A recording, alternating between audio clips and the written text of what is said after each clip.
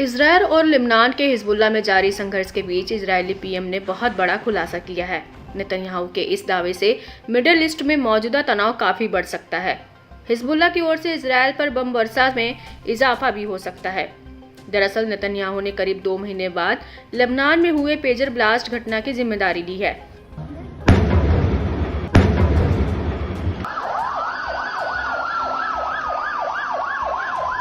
Israeli media की माने तो नेतन्याहू ने रविवार को साप्ताहिक कैबिनेट मीटिंग के दौरान ये बात कबूल की है।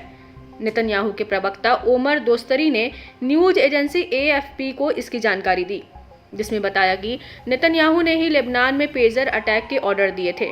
बता दें कि लेबनान में बीते 17 सितंबर को हिजबुल्लाह लड़ाकों के कम्युनिकेशन डिवाइस में अचानक से सीरियल ब्लास्ट हुए थे। इसके अगले ही दिन वॉकी टॉकी में भी विस्फोट हुआ था।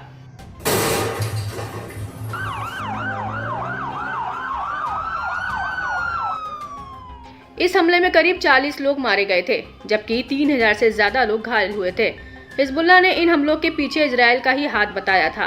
यहां तक कि मौजूदा संघर्ष में शक की सुइयां इजरायल पर ही अटकी हुई थी, मगर इजरायल ने अब तक इसकी जिम्मेदारी नहीं ली थी। 10 नवंबर को हुई कैबिनेट बैठक में नेतन्याहू ने स्वीकारा कि इजरायली सेना ने सीधे आदेश मिलने के बाद बेरूत में हमला किया, जिसमें हिजबुल्लाह प्रमुख हसन नसरल्लाह की मौत हुई थी।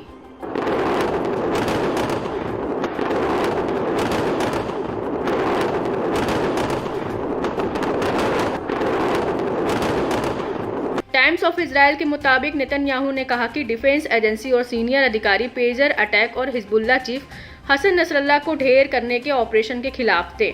विरोध के बावजूद मैंने हमले के डायरेक्ट ऑर्डर दिए। मालूम हो कि हिजबुल्लाह के लड़ाके इजरायली रडार से बचने के लिए ऐसे कम्युनिकेशन डिवाइस यानी पेजर का इस्तेमाल कर रहे थे, जिनमें GPS नहीं था, कोई माइक्रोफोन और कैमरे नहीं थे।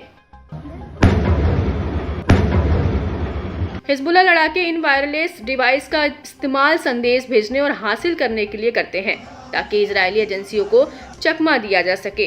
रिपोर्ट्स के मुताबिक जिन पेजर्स में विस्फोट हुआ उन्हें हाल में हिजबुल्लाह ने अपने लड़ाकों को इस्तेमाल के लिए दिया था।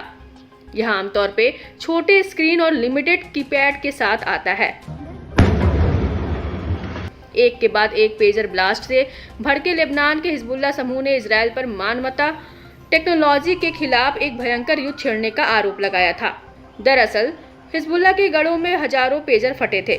इससे हिजबुल्लाह के कई सदस्यों की उंगलियां चली गई, तो कुछ की आंखों की रोशनी चली गई थी, जबकि कई लड़ाकों के पेंट की जेब में ही ब्लास्ट होने से उनका पैर बुरी तरह जख्मी हो गया था।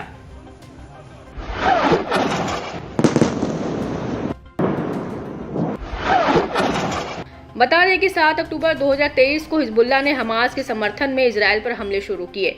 इससे युद्ध गाजा के अलावा दूसरे मोर्चे पर भी शुरू हो गया।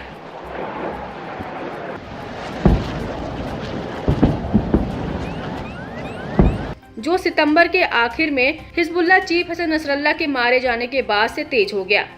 इजरायल ने हिजबुल्लाह के खिलाफ अपने हवाई अभियान को बढ़ाया। इसके बाद दक्षिण लेबनान में जमीनी सेना भेजकर हिजबुल्लाह लड़ाकों की मुश्किलें बढ़ा दी। बावजूद इसके लड़ाके अभी भी इजरायल को दहलाने की अपनी हरकतों से बाज नहीं आ रहे हैं।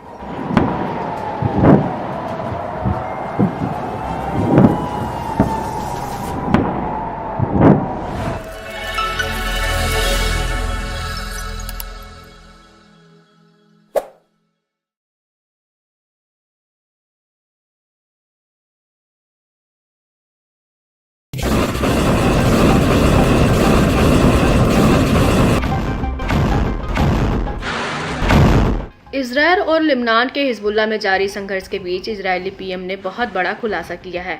नेतन्याहू के इस दावे से मिडिल ईस्ट में मौजूदा तनाव काफी बढ़ सकता है। हिजबुल्लाह की ओर से इजरायल पर बम वर्षा में इजाफा भी हो सकता है। दरअसल नेतन्याहू ने करीब 2 महीने बाद लेबनान में हुए पेजर ब्लास्ट घटना की जिम्मेदारी ली है।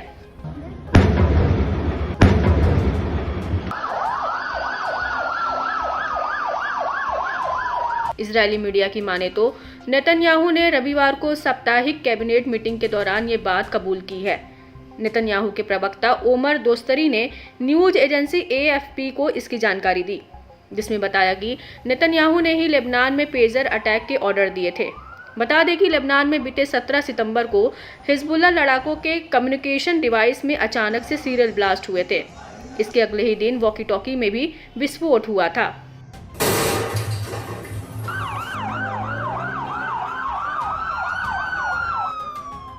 इस हमले में करीब 40 लोग मारे गए थे, जबकि 3000 से ज्यादा लोग घायल हुए थे।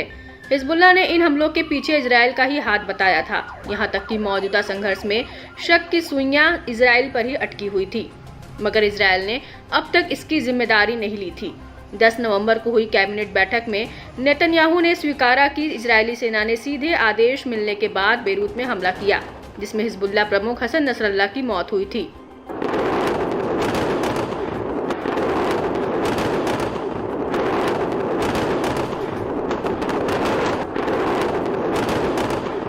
टाइम्स ऑफ इजराइल के मुताबिक नेतन्याहू ने कहा कि डिफेंस एजेंसी और सीनियर अधिकारी पेजर अटैक और हिजबुल्लाह चीफ हसन नसरल्लाह को ढेर करने के ऑपरेशन के खिलाफ थे। विरोध के बावजूद मैंने हमले के डायरेक्ट ऑर्डर दिए।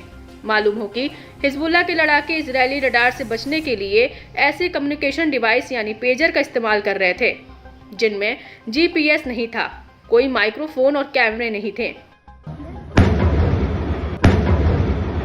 हिजबुल्लाह लड़ाके इन वायरलेस डिवाइस का इस्तेमाल संदेश भेजने और हासिल करने के लिए करते हैं, ताकि इजरायली एजेंसियों को चकमा दिया जा सके। रिपोर्ट्स के मुताबिक जिन पेजर्स में विस्फोट हुआ उन्हें हाल में हिजबुल्लाह ने अपने लड़ाकों को इस्तेमाल के लिए दिया था। यह आमतौर पे छोटे स्क्रीन और लिमिटेड कीपैड के साथ आता है। एक के बाद एक पेजर ब्लास्ट से भड़के लेबनान के हिजबुल्लाह समूह ने इजराइल पर मानवता टेक्नोलॉजी के खिलाफ एक भयंकर युद्ध छेड़ने का आरोप लगाया था। दरअसल हिजबुल्लाह के गढ़ों में हजारों पेजर फटे थे। इससे हिजबुल्लाह के कई सदस्यों की उंगलियां चली गई, तो कुछ की आंखों की रोशनी चली गई थी, जबकि कई लड़ाकों के पेंट की जेब में ही ब्लास्ट होने से उनका पैर बुरी तरह जख्मी हो गया था।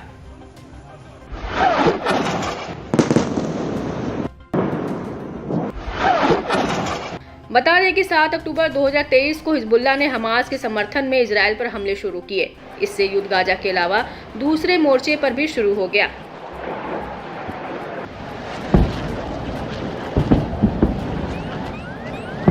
जो सितंबर के आखिर में हिजबुल्लाह चीफ हसन नसरल्लाह के मारे जाने के बाद से तेज हो गया। इजराइल ने हिजबुल्लाह के खिलाफ अपने हवाई अभियान को बढ़ाया। इसके बाद दक्षिण लेबनान में जमीनी सेना भेजकर हिजबुल्लाह लड़ाकों की मुश्किलें बढ़ा दी। बावजूद इसके लड़ाके अभी भी इजराइल को दहलाने की अपनी हरकतों से बाज नहीं आ रहे हैं।